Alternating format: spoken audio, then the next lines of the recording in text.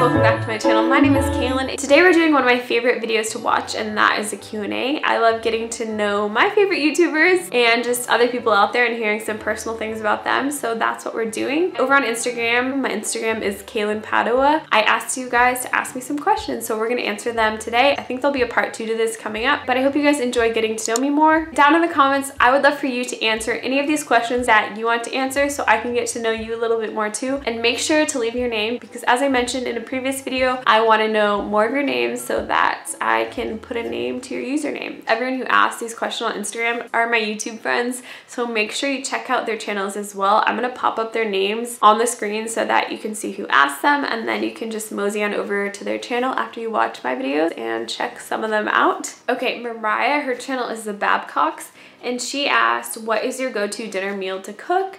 And a go-to dinner would be like a quick, I didn't plan anything dinner, would be roasting vegetables. I love roasted vegetables, just literally any vegetables with olive oil and salt and pepper in the oven, and baked potatoes, so just like vegetables and potatoes, or also just frozen vegetables. This is just honest, they're not fancy dinners. But frozen vegetables, I love frozen broccoli and cauliflower, just steamed, and then with some rice and soy sauce, and then maybe some scrambled eggs with it or something like that. They're not fancy, but those are honest answers about what our go-to meals would be if I don't have anything planned. Do you do anything for a side income? No. Well, YouTube. I guess YouTube. I would love for YouTube to be a full-time income. That would be awesome because I love doing this, so why wouldn't I love to get paid for it? So YouTube, and that's it. What challenged you to start a channel? I actually made a video about this a long time ago, talking about why I started my channel, but the main reason was to help people and encourage them, exactly what I'm doing, just to share the love of God on my channel and just all the things that God is teaching me. So that's what I continue to do here, and that's what I love to do here on my channel. She asked a lot of questions, but I think they're good questions, so I'm gonna answer them all. How do you fit in creating content and still being a mom and a homemaker? Honestly, it's actually not that hard because my videos are pretty simple and I love doing it. It's not very draining. I tend to be pretty strategic with what I do. I'm not doing a lot of fancy editing. I'm not filming a lot of fancy shots. And those videos are fun, but my focus is to try and offer other value to you other than cleaning motivation or whatnot, and a lot of that works in this kind of chatty style format. So the editing in itself is just pretty straightforward, and same with the filming too. So in terms of balancing it, it's not that hard. And my other tip would be just film a few videos at once. That just simplifies things a lot. But if any of you want a video more about how I do YouTube or anything about YouTube, let me know down in the comments and maybe I'll film that for you guys. Again, all these are my friends. You have to check out her channel, and her channel is Where Is She Now? And she says, how do you find the time to balance everything you do? And I'm not someone who overloads my plate with that much. I don't think actually balancing things is that hard, to be honest. My kids aren't in school. There's not like a lot of activities at all.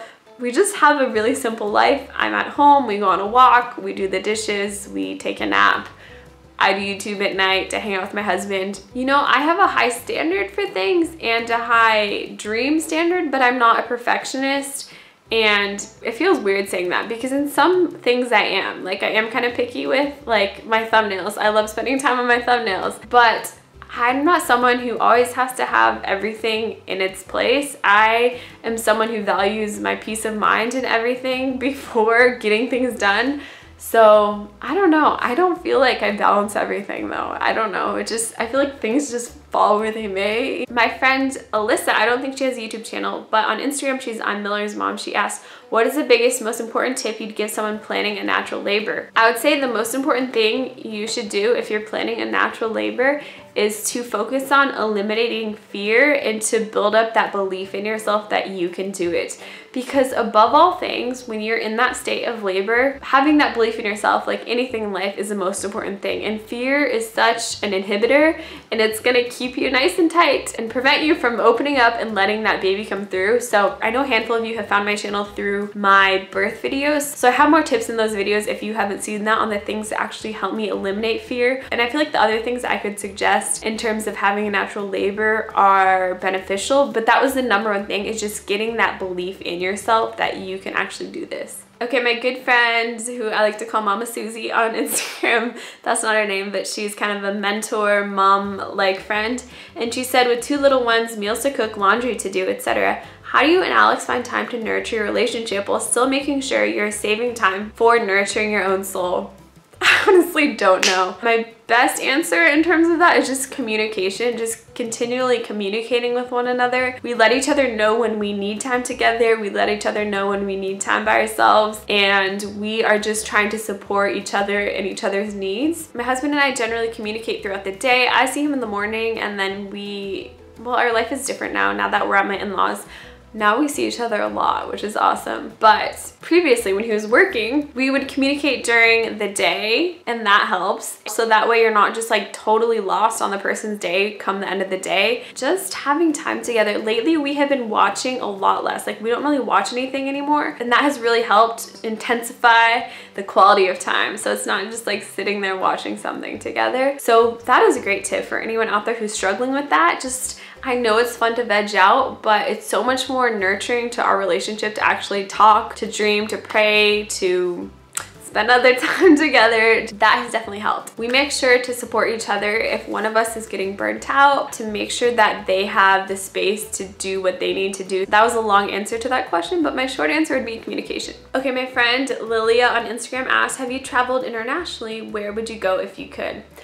I have only gone one place out of the country, and that is Ecuador. I studied abroad there through Biola University for a semester, and that was really cool. That definitely opened my mind up to the world. Where else would I like to go? My husband and I can see ourselves maybe like when we're middle-aged just traveling and doing ministry all over the world. We would love to do that. So wherever God sends us, we would totally love to go.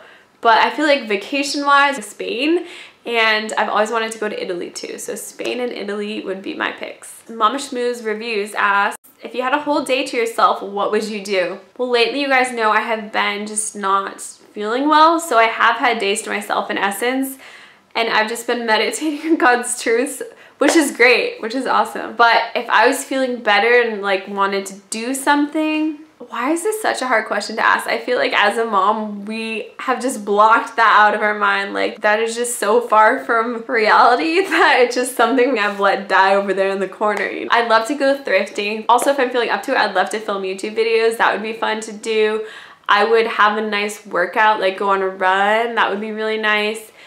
Have some quiet time somewhere outside and just lay in the sun and be with God. And then I'd want a date with my husband too. And that brings me to my next friend's question, Mama to 4. I already saw her question. She asked, how often do you and your hubby get to have a date night? I would totally babysit if you lived closer. I wish. That would be awesome. That would be so awesome because, well, again, this is kind of funny timing because as you know, we are at my in-laws' house. Before this, we never had date nights. Like, I don't even want to tell you how few date nights we had. Since we had a child, maybe like 3 date nights without a kid. My first is really attached to me. I'm guilty, but a lot of it is her personality too. I feel like she's finally getting more comfortable with other people, but it was just her and I like this forever, all day long, nursing. She's still nursing. She's 2.5 almost. So kind of gives you a picture, but we definitely try to be as intentional as possible. Oh, so we would get date nights actually when we'd come up here with my in-laws because we really don't have a babysitter. That is the whole issue. So we need you, Julie, we need you. But not anymore, I guess, because we're at my in-laws and there's a lot of fun places, cute little restaurants. We could go close to their house, which is important if you have a baby, you know, you don't want to go somewhere far away. Yeah, I imagine once I'm feeling better, we could go on a date night, like, oh my gosh, maybe once a week even, or once. Yeah, I don't know how long we'll be here. We better take advantage of it while we're here. She also asked if I grew up in California. Yes, I grew up in California. I was born in Michigan. I lived there for about a month when I was a baby, and then I grew up in Santa Barbara, California, and I don't really care to tell you that now because I don't live there anymore. Because we moved out. Okay, I'm gonna end this video with my friend Jessica's question. She recently started a YouTube channel called Mommy Chats, so make sure you check her out and then check out the other people if you feel up to it. I know there's a lot of questions here, but check out their channels because there are a lot of awesome YouTube moms here that I would definitely recommend you check out. But she asked, does your husband watch all of your videos? And I just thought this was a fun question. When I first started YouTube, I was so nervous, so I would make him watch them and be like, what do you think? What do you think? And he is so supportive, but now he definitely doesn't watch all of them. That's a lot of videos, and he's so sweet though because he'll genuinely see one of mine and he'll be like, oh, I want to watch this, or I'll just hear him watching one of mine, and I think that's really sweet. Or sometimes too, I'll be like, hey babe, you should watch this, I think it'll encourage you. Or if I feel proud of one or something, I'll have him watch it. But for the most part, he probably watches like maybe a quarter, if that, of my videos. But that is it for all the questions. Let me know if you have any questions down below for a future Q&A, or also you can follow me on Instagram in case I ask for questions on there as well. But you can let me know down in the comments any questions you have for a future one. And if you have a YouTube channel too, let me know in your comments so I can give you a little shout out as well, because if I can shout all of you out, I will, because I love you guys and you guys are all amazing. And so many of you guys I really consider my true friends. Especially now, I don't have like any friends up here. Does anyone live in the Bay Area? Do any of you guys live in the Bay Area? Let me know. But I love you. Thank you so much for watching to the end. If you enjoyed this and want to see more Q&As, make sure you give it a thumbs up. And if you're new to my channel, you're more than welcome to subscribe. And I love you. I'll see you in my next video. Bye.